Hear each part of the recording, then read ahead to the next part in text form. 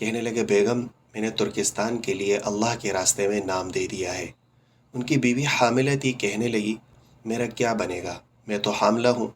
کہا تو اور جو کچھ تیرے اندر ہے اللہ کے حوالے۔ کہنے لگی اچھا ٹھیک ہے جاؤ، میرا اللہ ہی وارث ہے، میرا تم سے کوئی مطالبہ نہیں۔ 60,000 درہم دیے اور اللہ کے راستے میں نکل گئے۔ ان کی بیوی نے خود تیار کروایا، گھوڑے پہ زین رکھی اور روانہ کیا۔ انتظار کی گھڑیاں شروع ہو گئی، کیا گھنٹے، کیا مہینے، کیا سال پہ سال۔ سورج چڑھ چڑھ کے ڈوبتا، پر حضرت فروخ رحمہ اللہ کی کوئی خبر نہیں ملی۔ کبھی پتہ چلے شہید ہوئے، کبھی پتہ چلے قید ہوئے، کبھی پتہ چلے زندہ ہے۔ کوئی موت کی پکی خبر ہوتی تو آگے دوسری شادی کرتی۔ اسی ادھیڑ بن میں چلتے چلتے اس کی جوانی گزر گئی اور بڑھاپا طاری ہو گیا۔ ساری جوانی دیواروں کے ساتھ گزار دی اور سارے دکھ اپنے سینے پہ جھیلا۔ بچے کو پڑھایا، پروان چڑھایا، اسے عالم بنایا، 30 برس گزر گئے۔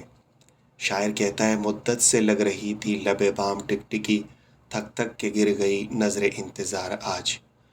ان کی نگاہیں تھک تھک کے آخر گر گئیں، لوٹ گئیں اور 30 برس گزر گئے۔